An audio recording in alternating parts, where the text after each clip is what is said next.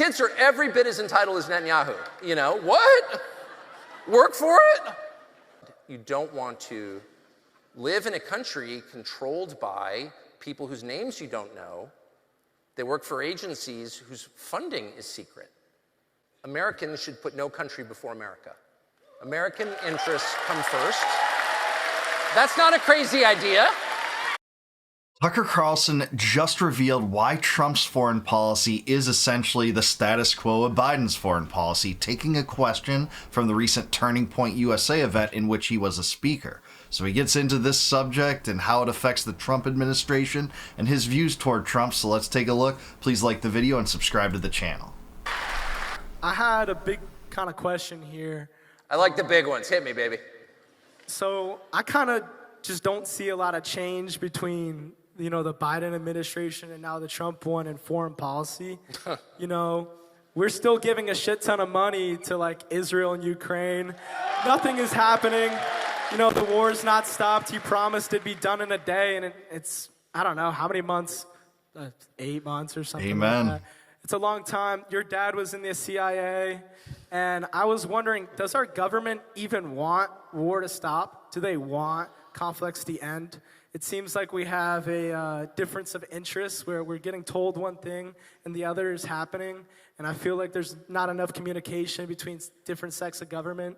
And I really think the deep state's controlling everything, and we have no control. Well, let me start at, you know, obviously, you probably sense that I agree with a lot of that. Obviously, leave my father out of it. I'm gonna have to kick your ass, which I could do, by the way, if you bring him up again, because he was a wonderful man, whatever, you know, he did for a living. So I really do hate that. But leaving that aside. And don't test me, son. I hate to say I agree with a lot of what, I mean, I think you probably know I agree with a lot of what you've said, and it's enormously frustrating. It's shocking, actually. And I do know, I'm not shilling, I just happen to know some of the people who work in the administration who are people who agree with you strongly. I think most Trump voters agree with you. That's why they voted for Donald Trump in the first place. And, you know, no pointless wars was not just a thing he said at one campaign stop. It was a pillar of his campaigns and of MAGA itself.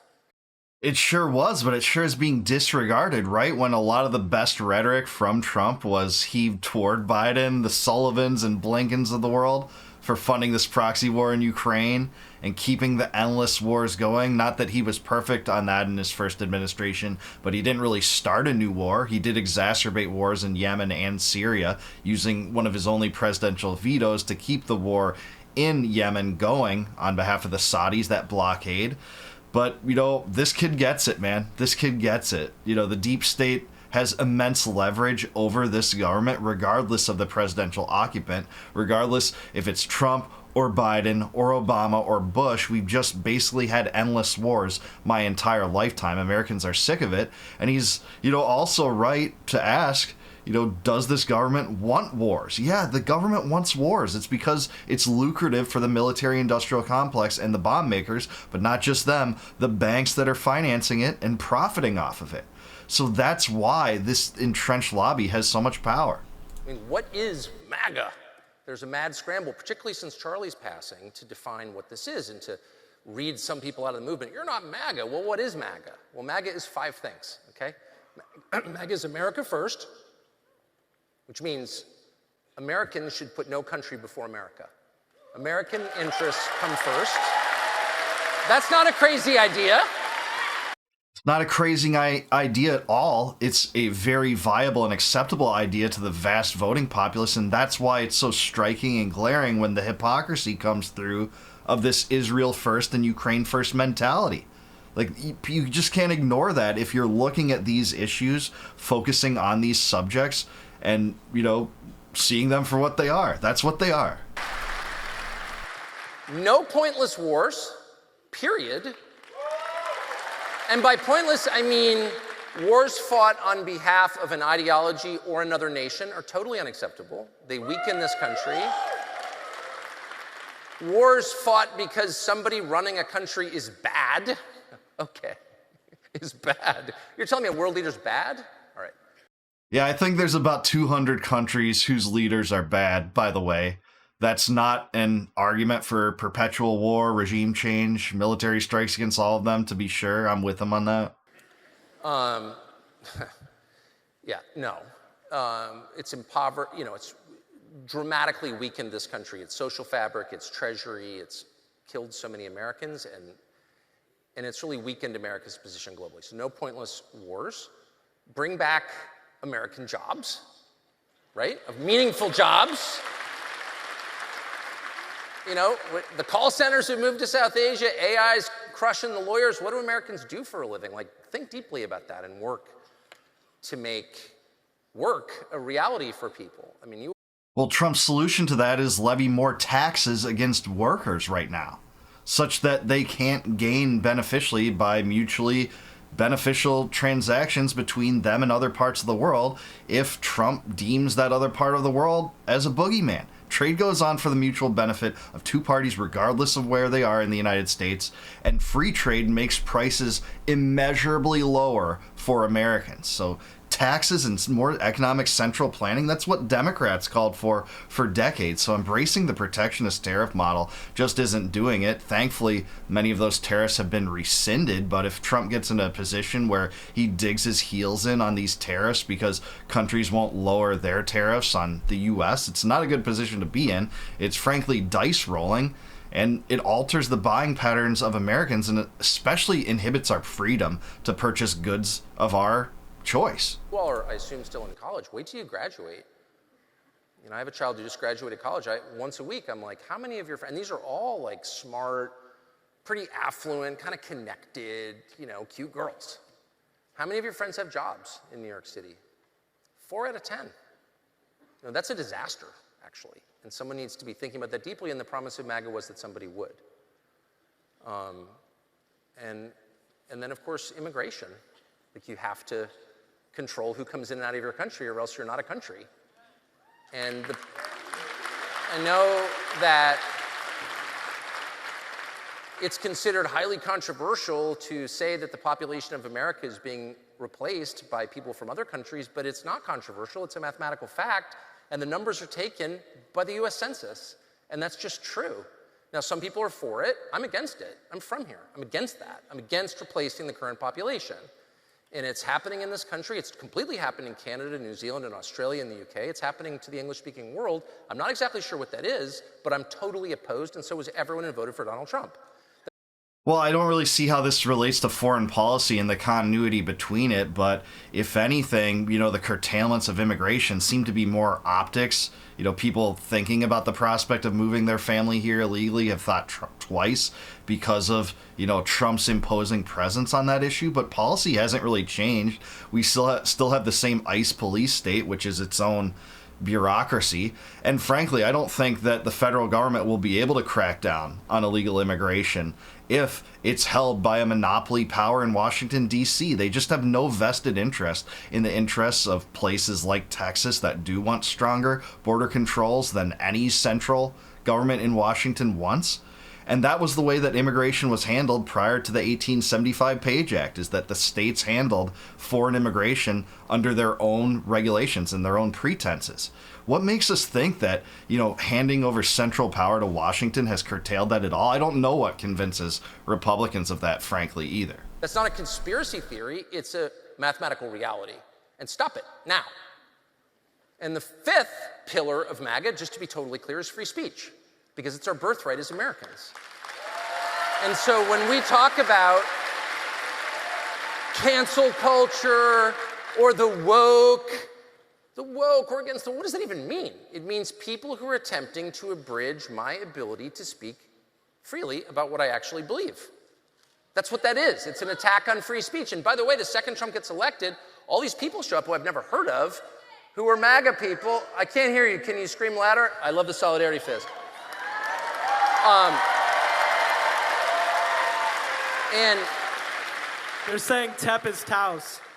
I couldn't hear what she said, but this is why I'm such an unpleasant person that brings it out of me, and I'm going to really try to be a nice person to screechy.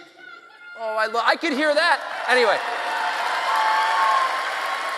All right, so if free speech is a cornerstone of MAGA, I would take that into consideration when you're deciding what criteria to use to deport legal residents like Mahmoud Khalil, who dared criticize Israel in protests at Columbia University, and he's going to be the one that you're deporting, and changing federal disaster relief policies such that critics of Israel can't receive it. This is not a total free speech administration. I think that in some ways it was better than when, you had Kamala Harris and Tim Walz and John Kerry and AOC and Hillary all in the same 10-day stretch saying we need more devices and instruments from the government to police disinformation on the internet, And when Biden tried to conjure a ministry of truth, the disinformation ministry, that was wrong-headed. But when you just use those same tactics against critics of Israel, and you have states rewriting their codes that claim to be MAGA but conflate anti-Semitism with anti-Zionism, it is actually a free speech beacon when you do that. And it doesn't convince us you're a free speech purveyor when you do that. There's all of a sudden this attempt to limit what people can say in public, and it's by people who claim to be MAGA. It's insane. Well, props for acknowledging that, because that's what I said in different words, but that is insane, and it does have to do with the Israel first mentality. You can see how this seeps into our domestic policies and our civil liberties, how those are curtailed bit by government because of this unholy alliance with Israel. That is true. I'm really shocked by it. So again, those are the 5 pillars of MAGA. To be clear, I didn't make them up. Donald Trump articulated them consistently for 10 years, a full decade. He's dominated American politics for 10 years on the basis of those 5 ideas. And a central one of those 5, the 5 pillars of Donald Trump, is no pointless wars. He ran on it. He talked about it extensively. He explained why he thought it, including in interviews with me. And, I will give allowances that the world is super complicated and conflicts are very hard to end. Easy to start, hard to end, which is why you don't enter into them lightly. It's like marriage. Pretty easy to get married, go to Vegas, hard to get divorced. And that is true for wars. And so I will allow that because I'm familiar with some of the details. It's hard, but it's not that hard. And it's not as hard as some people pretend it is. And you know who the bad actors are. Zelensky's a bad actor. Okay, he's a dictator. He's not the elected president of Ukraine. And he is set about methodically trying to eliminate traditional Christianity from Ukraine. How about no? I'm not sending you money for that. I'm a Christian. No. And so, again, there's a lot going on, but I think anybody who begins negotiations or attempts to influence negotiations between Russia and Ukraine who takes Zelensky seriously is making a mistake and probably prolonging a war that is basically genocidal for Ukraine. I feel sorry for the Ukrainians. There will be no Ukraine. But Zelensky allowed a law to go through the lawmaking body of Ukraine that legalized the sale of land in Ukraine to foreigners. That's a fact. And now the male population of Ukraine has been so completely decimated. Of course, they lie about the numbers, but hundreds and hundreds of thousands of Ukrainian men have died. That's we're going to need to fill Ukraine with foreigners just because we have no labor force.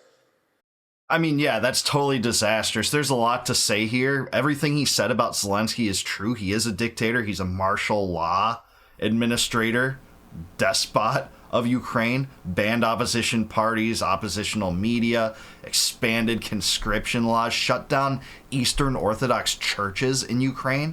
And we're supposed to be like, yeah, the U.S. should support him for democracy. That's nonsense. But at the same time, that would be the easiest way to sell withdrawing all aid from Ukraine. The fact that this guy is a despot, he's a dictator. We want no part of this. This war isn't America first. If you're Trump running under the America first slogan and mantra for your entire, political career, you should be able to sell that with the immense cult of personality behind you, regardless of what the deep state says. And yeah, the deep state's powerful, but it sure seems like Trump is defaulting to the dictates of the deep state and Lindsey Graham over the America First constituents that elected him. Certainly so. So I don't think it's right to put most of the blame on Zelensky. I think it's mostly to put the blame on the United States. And it's not just Trump, it was Biden and Bush and Clinton that decided to expand NATO in 5 different ways from the 1990s, from the mid-90s forward, and flirt with adding Ukraine and Georgia into NATO. This was a recipe for disaster. We always knew it was a disaster, and especially for cooing and overthrowing the government of Ukraine in 2014, the Yanukovych government, which, by the way, was democratically elected. What did you think was going to happen? But Trump deserves blame, too. He's kind of dancing around it. He says anyone that takes Zelensky seriously is wrong. And yeah, it seems like Trump's doing that, so he won't say it directly, but that is the truth. He is wrong to take Zelensky seriously. Cut and run. No entangling alliances if you're really America first. So ask yourself, in a generation, will Ukraine be Ukrainian? Or will it be like Canada, New Zealand, Australia, the UK, and the United States? Will it have turned over in population? Will it be a different country? And the answer is probably. And there's nothing worse than that, actually. There's nothing worse than that, to take an ancient indigenous population and just eliminate them. And that's exactly what they're doing. And no one's saying that, and Zelensky is leading it. Yeah, over 1 million Ukrainians dead. Some people have those figures at like 1.5 million, with many less Russian casualties than that. Certainly so. While Russia occupies 20% of Ukraine, about 85% of the Donbass, much of Kherson and Zaporizhia and Luhansk and Donetsk. And we're supposed to keep bankrolling that while we're $37 trillion in debt. We have inflation that's not being correctly, measured by the CPI, which eliminates a lot of the inflationary markets. And we're just supposed to still say America first after 3.5 years of that madness?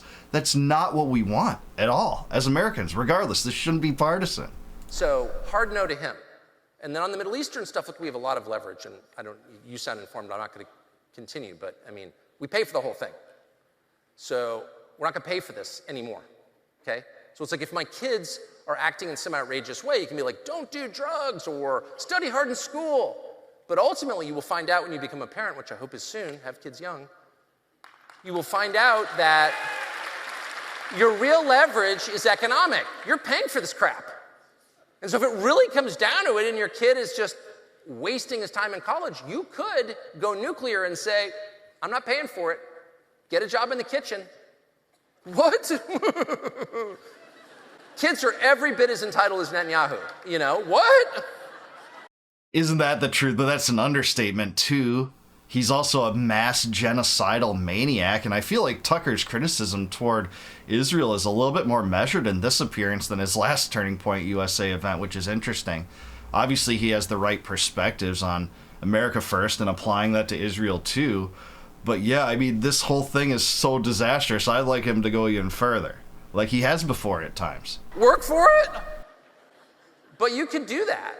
And sometimes you have to do that. And we've reached the point where I think we have to do it because the cost to the United States is profound. So yes, I'm agitated on those two questions. I share your frustration. And you don't want to, my father Assad, you don't want to live in a country controlled by people whose names you don't know. They work for agencies whose funding is secret.